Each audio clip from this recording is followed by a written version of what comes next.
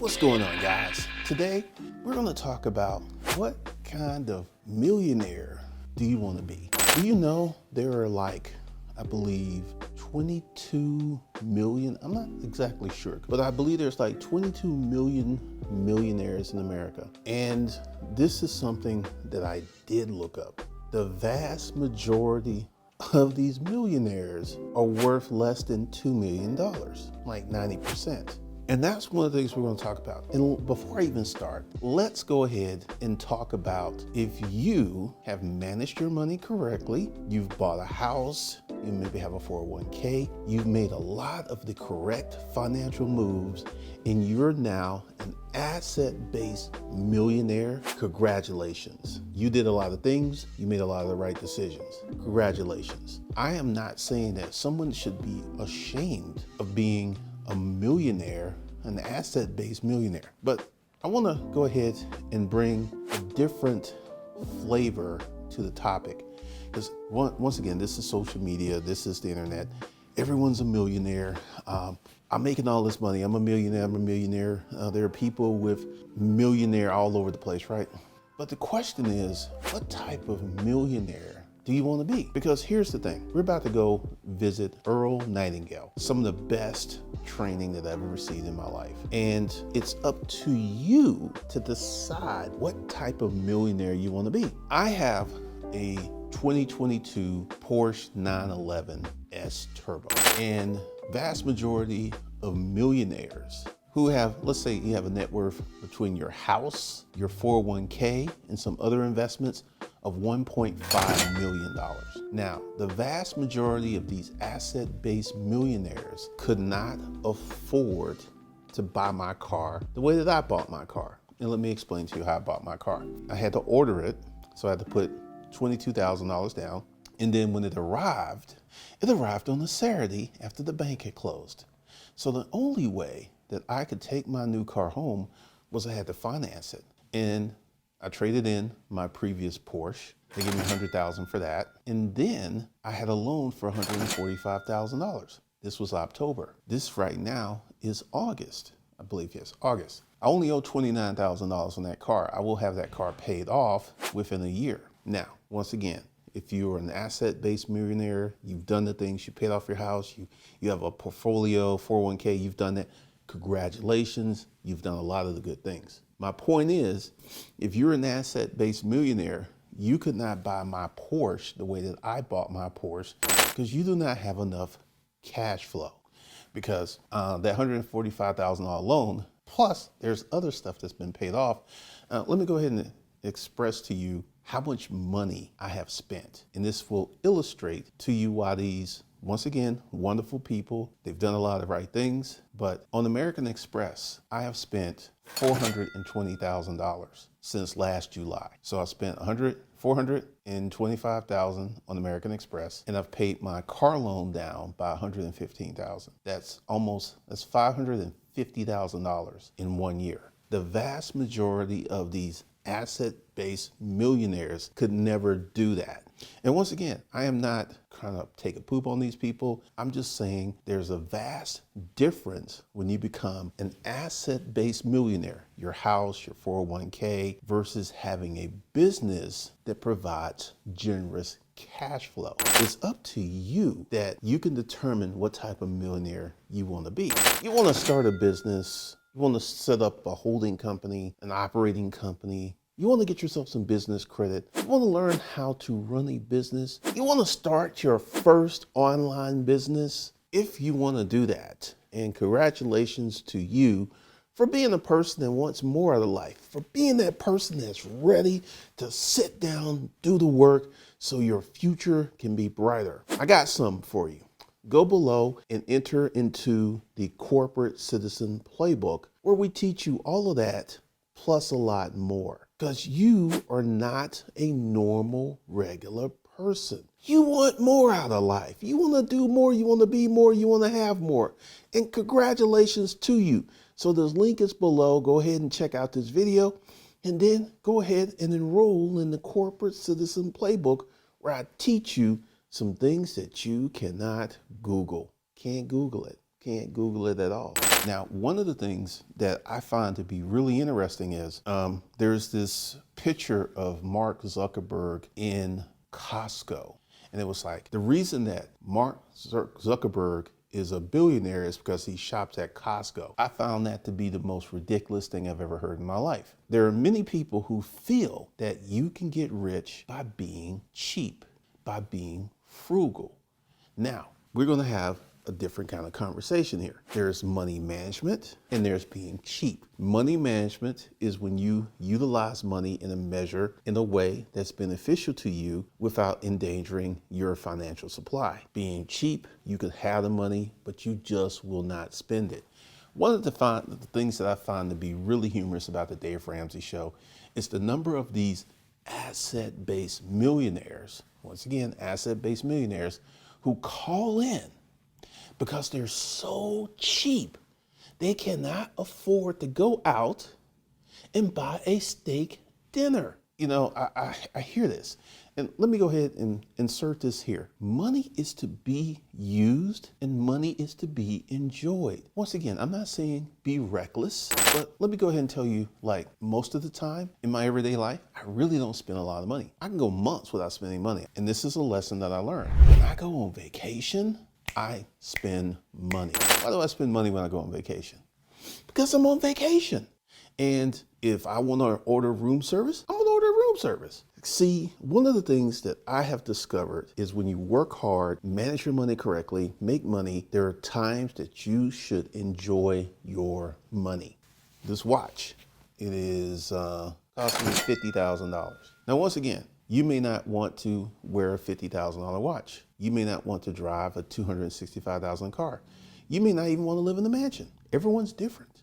However, I guarantee you there's something in your life that you enjoy that costs money. And if you had enough money, you would be doing it. Because once again, money's to be enjoyed. You know, if you work hard for it, you manage your money correctly, there should be a window where you get to enjoy your money. So let's go ahead and say January, I didn't spend a lot of money. Let's go ahead and look at this year. January, I didn't spend a lot of money. February, I didn't spend a lot of money.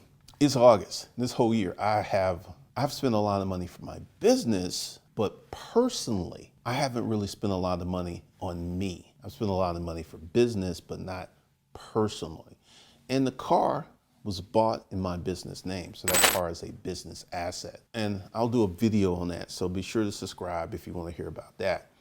And hit that bell notification button. It really does a lot of good. Going back to Earl Nightingale. And I remember years and years ago listening to Earl Nightingale and talking about the things that you needed to do to become a different type of person. The things you needed to do to become that person that enjoyed life, that did things.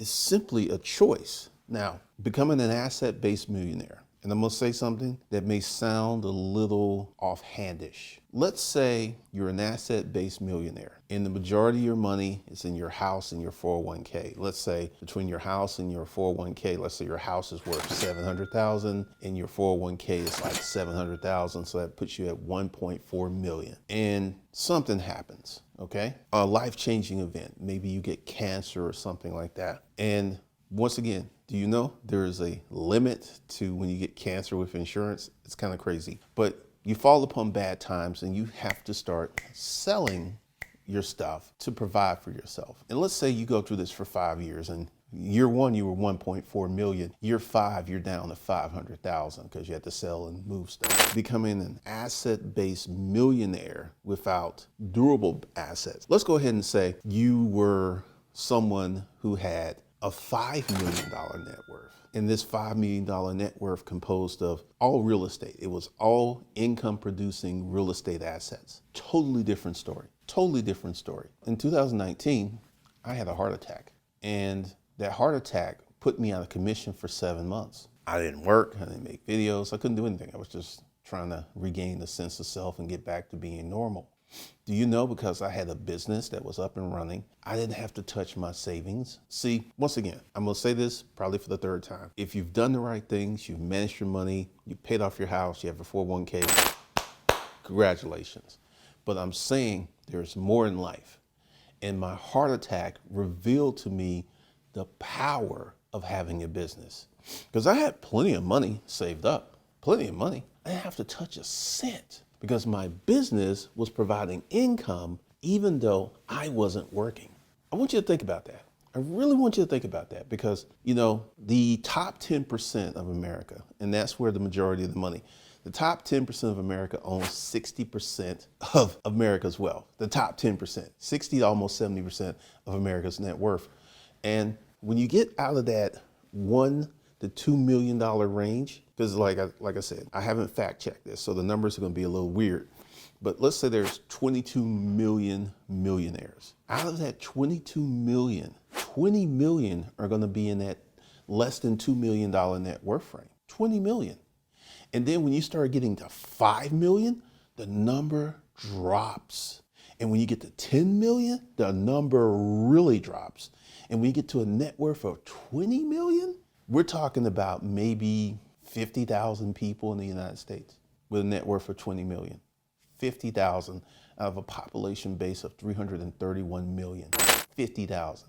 So once we get to being rich, I feel being rich is having an income of 250,000 or higher, and being wealthy, in my view, is having a net worth of 3.5, preferably 5 million, because once you get to that 5 million, you can get a lot of assets that can provide income. But if your house, the one you live in, makes up half of your net worth, that means half of your net worth is not producing income. This is why, I say there's more. Because if you're in a situation where your house is worth the majority of your net worth is not producing any income. And at some point, your net worth could be in danger because it's all tied up in something that isn't producing income. So this is why I've created personal capital for people who want more. You've done all the right things. You manage your money. You got a lot of money in the stock market. Your house is paid for. Congratulations. But I'm telling you, there's a lot more. And you should, once again, my opinion only, you should be aiming for a net worth of 5 million versus a net worth of 1 million or 2 million. Because the greater the net worth, the greater the protection you have. Or I'll even go a little deeper. You can start a business that has very high cash flow, and you can do the things that these asset-based millionaires can't, such as buying a brand new Porsche. They can't do that because half of their net worth is tied up in the static asset that they live in. For the people who want more, if you want to live a normal life, you don't want to have a fancy car, that's fine.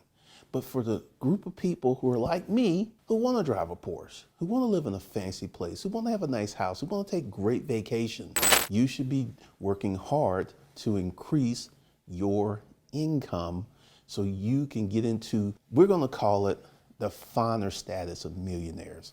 The finer status of millionaires are people with net worths of 5 million or more. That's a game changer. That's a totally different game changer. Because if your net worth is 5 million, and more importantly, you want to make sure that your assets are income producing assets. Stock market, unless you have dividend stock, how do you pull money out of the stock market? You have to sell some. Years and years ago, I was a highly paid salesperson. I was able to pay cash for a brand new BMW because I had high cash flow. That's the thing you should be going for. Something that has high cash flow, an asset that produces income versus an asset that, like your house does go up in value. Your house is, if you have a paid off house, that's going to be on your net worth balance sheet. But does your house that you live in produce assets, income? No, it doesn't. And that's the thing. So here at Personal Capital, we're all about having things that produce income. If you haven't listened to Earl Nightingale, there's a ton of his stuff here on YouTube. Go ahead, check out Earl Nightingale. And if you want to become a person that has more, if you want to be a person who wants to drive the fancy car, you want to be a person that wears the fancy watch, you want to be a person that lives in a big, bodacious house, go below and get into the Corporate Citizen Playbook, where I teach you how to set up a holding company, I teach you how to set up operating companies. I teach you how to set up business banking. I teach you how to get massive lines of business credit. And more importantly, teach you how to start and run a business. That link's below. Go ahead and check it out.